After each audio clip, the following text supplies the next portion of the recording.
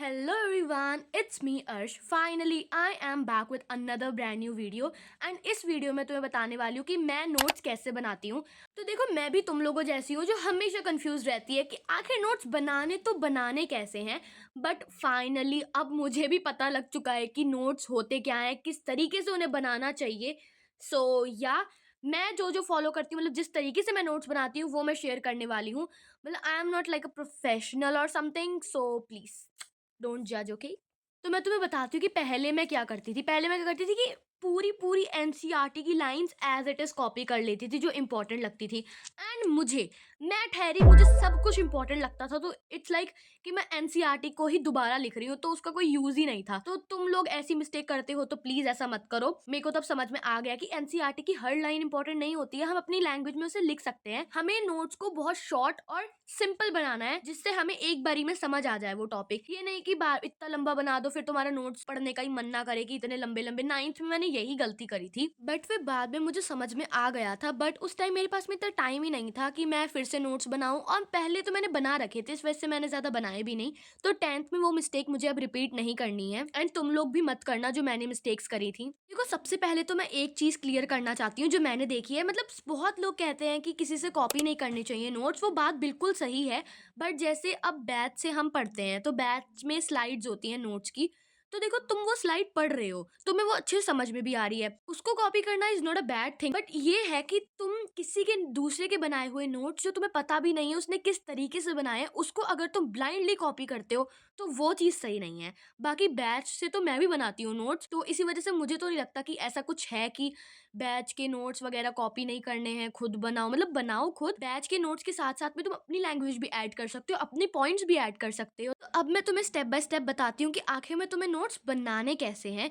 तो सबसे पहले एक चैप्टर उठाओ, उसको पूरा अच्छे से समझ लो कि उसमें क्या है। मतलब पूरा उसकी एक्सप्लेनेशन वीडियो देख सकते हो, तुम वन शॉट देख सकते हो, बैच से समझ सकते हो, जो भी तुम्हें अच्छा लगे। उसके बाद में उस चैप्टर की एक बार फास्ट रीडिंग करो कि एक बार तुम्हें ये भी पता लग जाए कि एनसीईआरटी में किस तरीके से लिखा है, क्या क्या लिखा है, ठीक है। फिर उसको अपनी लैंग्वेज में सिंपल तरीके से लिखने की कोशिश करो। तुम एरोस का यूज कर सकते हो, डायग्राम्स का, फ्लो चार्ट का, मतलब ये चीजें बहुत सही रहती हैं। देखो, अगर मैं तुम्हें खुद का एग्जाम्पल दूं ना, तो ये नेफ्रॉन में एक पार्ट होता है बोमन्स कैप्सूल, इसको समझाने के लिए मैंने ये छोटे से डायग्राम का यूज करा है, जिससे कि मैं भूल ही नहीं रही हूँ। इसमें एक जाली होती है ग्लोमेरस, जो ब्लड को फिल्टर करती है। इस टाइप से मैंने इसका डायग्राम बनाया जो कि मुझे अभी तक याद है। तुम सोचोगे कि तो सा डायग्राम है, लेकिन फिर भी ये बहुत ज्यादा हेल्पफुल होता है। इस टाइप से मैंने डायग्राम्स वगैरह बना रखे हैं जिससे मैं भूल ही नहीं रही हूँ क्या चीज क्या होती है। मतलब diagrams help a lot to remember. मैंने तुम्हें ये भी कहा था कि तुम एरोस का और फ्लो चार्ट्स का यूज कर सकते हो, तो तुम मेरे नोट्स ही देख लो, मैंने भी एरोस लगा लगा के नोट्स बनाए हैं। एंड ये इतनी सिंपल लैंग्वेज में बनाया है ना कि मैं एक बार इन्हें देखती हूँ तो मुझे हर चीज रिकॉल हो जाती है, मुझे हर चीज मतलब याद आ जाती है कि मैंने क्या लिखा था क्या नहीं लिखा था। तो तुम भी ये मेथड यूज कर सकते हो। और हाँ, देखो, नोट्स को ना परफेक्ट बनाने के चक्कर में अपना टाइम वेस्ट बिल्कुल भी मत करो।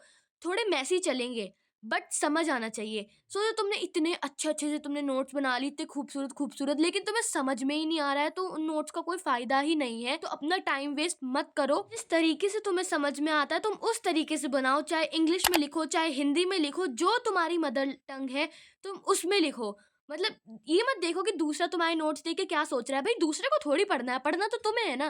तो जिस टाइप से तुम्हें समझ में आता है तुमको उसी टाइप से बनाने चाहिए। और पता है, मैं ना अपने नोट्स को काफी कलरफुल तरीके से बनाती हूँ, डायग्राम्स को भी कलर करती हूँ, अच्छे से लेबल करती हूँ, तो उसमें ना देखने में भी अच्छा लगता है और चीजें भी जल्दी मेमोराइज हो जाती हैं। और ये बहुत सच बात है कि कलर्स से ना हमें चीजें बहुत अच्छे से याद हो जाती हैं। तो तुम लोग भी कलर्स का यूज कर सकते हो अपने नोट्स में। ये जो मैंने तुम्हें एग्जाम्पल दिया था ये तो मैंने स्कूल में बनाए थे, तो मेरे पास में थे कलर्स वगैरह उस टाइम पे नहीं थे। बट जो मैं बैच से नोट्स बनाऊंगी ना, वो मैं काफी अच्छे से बनाऊंगी, कलरफुल तरीके से बनाऊंगी, ताकि मुझे वो चीज लंबे समय तक याद रहे। नोट्स बनाते टाइम ना तुम, अगर तुम्हारे दिमाग में कोई टॉपिक रीड करते हुए कोई क्वेश्चन आ रहा है तो तुम उसको साइड में लिख दिया करो।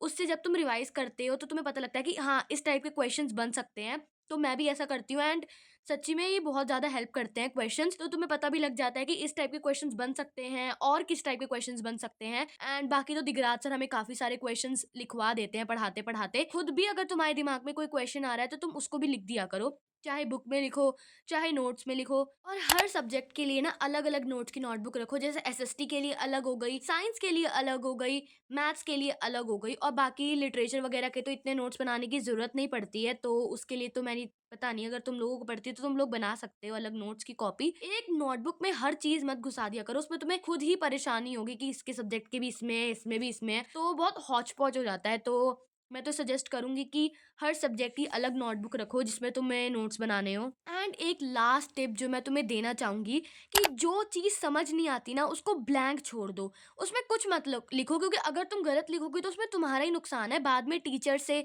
या फिर यूट्यूब से क्लियर करके तुम उसमें लिख सकते हो। तो ये थी सारी टिप्स, सारी ट्रिक्स जो कि मैं अपने नोट्स बनाते टाइम यूज़ करती हूँ। तुम लोग भी कर सकते हो, एंड मुझे कमेंट में ज़रूर बताना कि तुम्हें अगली वीडियो कौन से टॉपिक पे चाहिए।